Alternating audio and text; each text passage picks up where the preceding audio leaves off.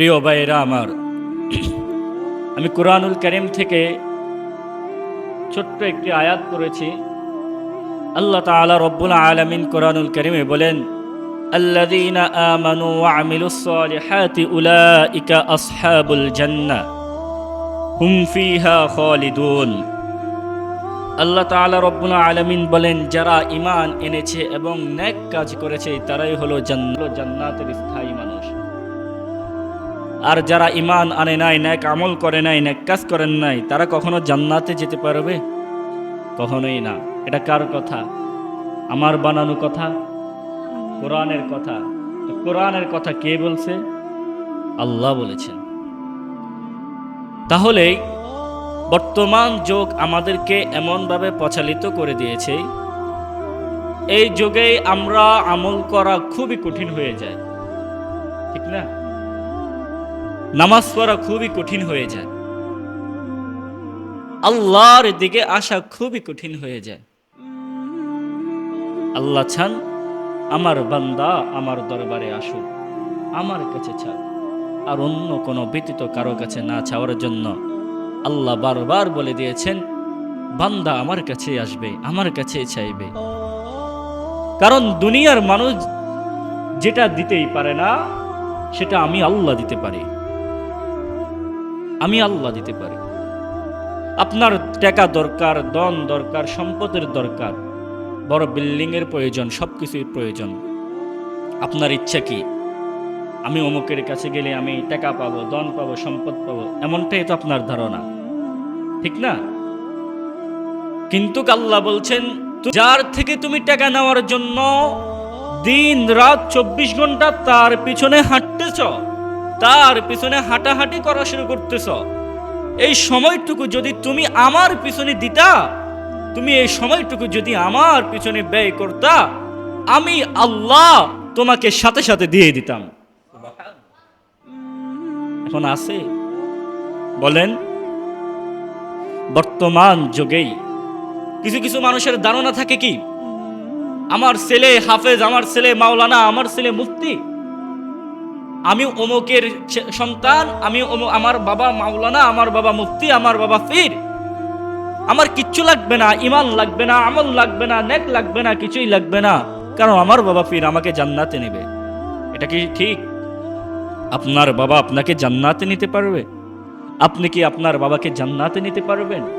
জীবনেই না, কখনোই না। নিজের নেক, নিজের আমল নিজেই কামাই করতে হবে। কারো আশায় বসে থাকবেন, কারো আশায় বসে আছেন, ভুল। দুনিয়াটা হলো স্বার্থের কঙ্কাল।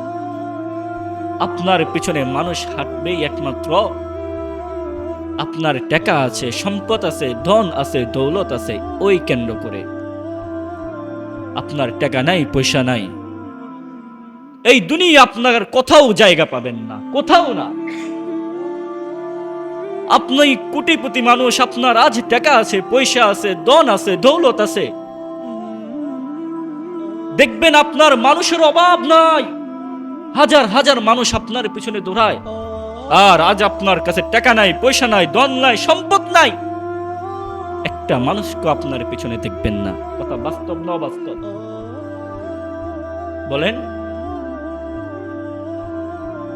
দুনিয়া মানুষ স্বার্থের কঙ্কাল। কেউ কখনো স্বার্থ ছাড়া আপনার সাথে চলে না। কি বুঝেন? আপনাকে সবাই ভালোবাসে। বুঝতে হবে, কোন মানুষ যদি আপনাকে ভালোবাসে, এর একমাত্র কারণ হলো আপনার কাছে টাকা আছে, সম্পদ আছে।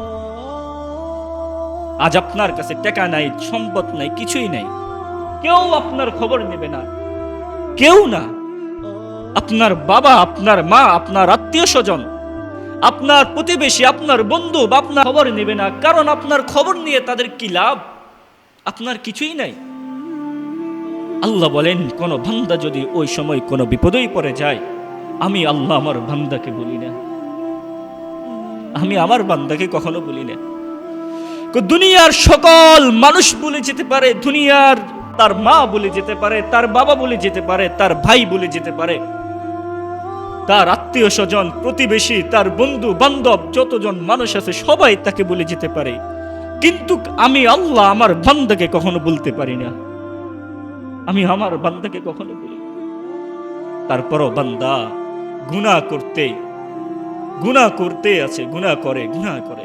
আল্লাহ বলেন, বান্দা তুমি দুনিয়াতে থাকা অবস্থায় যেই নাফরমানি করো, যেই নাফরমানির ভিতরে তোমার লিপ্ত থাকতেছ, মনে রেখো বান্দা, তুমি কাই নাফরমানের কারণে তুমি আমার পথে আসতে পারবা না।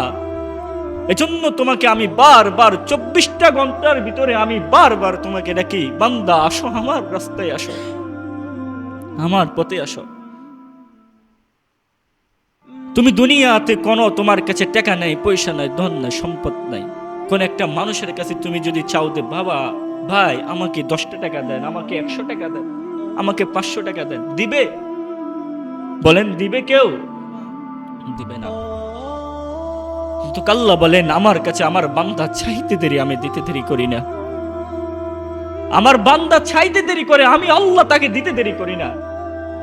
কিন্তু হায় আফসোস, আফসোস, আফসোস, আমরা কোথায় গেলাম? যার পিছনে হাঁটি, যার পিছনে দৌড়াই, সেই আমার কোনো কাজে আসবে না।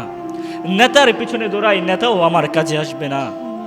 আমি যে আমাকে তার পিছে পিছে রাখতেছে, যে আমাকে তার সাথে সাথে রাখতেছে, কোনো কাজ আসবে না, কোনো কাজের আসবে না। তারপরও কেন তার পিছে ঘুরাই? একটা মানুষের পিছনে আপনি হাঁটা চলা করে সময় নষ্ট করতেছেন। আজান হলো, জোহরের আজান আপনার কানে গেল, আপনি নাফরমান, আজান শোনার পরও আপনি মসজিদে আসেন নাই। আপনার কানে আসরের নামাজে আজান গেল, আল্লাহ তাআলা আপনাকে ডাকতেছে আর আপনি আজান শুনছেন। আপনার মতন নাফরমান মসজিদে আসলো না। মাগরিবের নামাজের সময় মাগরিবের আজান কানে গেল আপনার মতন নাফরমান মসজিদে আসলো না। আল্লাহ বলছেন, আমি আমার বান্দাকে, ফেরেশতারা বলতেছেন, ইয়া আপনার বান্দা তো নামাজে আসতেছে না, কি করব? আল্লাহ বলেন, আমার বান্দা জোহরের সময় আসে নাই, হয়তোবা আসরের সময় আসবে, আসরের সময় আসে নাই, মাগরিবের সময় আসবে।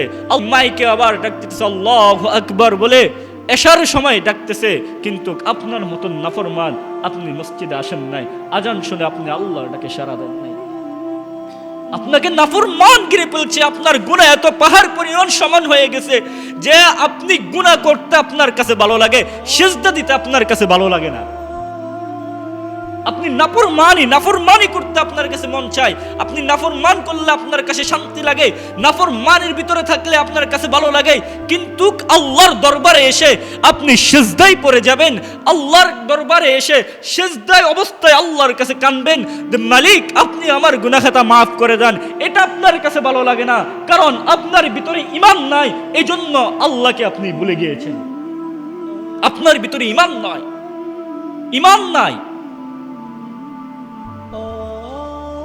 আল্লাহ তাআলা বলেন, তুমি যতই কিছুই করো না কেন, তুমি যদি সত্যিকারে ঈমানদারওয়ালা ব্যক্তি হও, তুমি যদি সত্যিকারে ঈমানওয়ালা ব্যক্তি হও, কিন্তু তুমি প্রত্যেকটা সেকেন্ডের মুহূর্ত হলো আমাকে তুমি মনে রাখবা। যখন তোমার মনে নাই আমার কথা, ও বান্দা তুমি মনে রাখো, কিয়ামতের ময়দানে যখন তুমি আমাকে ডাক দিবা, আমিও তোমার ডাকে সাড়া দিব না, আমিও তোমাকে ভুলে যাব, আমি তোমার ডাকে সাড়া দিব না। হাশরের ময়দানে তুমি যখন আমাকে বলবা, ওয়ানাহশুরুহু ইয়াউমাল কিয়ামাতি আ'মা, এই আল্লাহ আমি তো অন্ধ ছিলাম না, আমাকে অন্ধ অবস্থায় উঠালো। আল্লাহ বলবেন, দুনিয়াতে থাকা অবস্থা আমি তোমাকে বারবার ডেকেছি, তুমি নাফরমান বান্দা, আমার ডাকে সাড়া দাও নাই।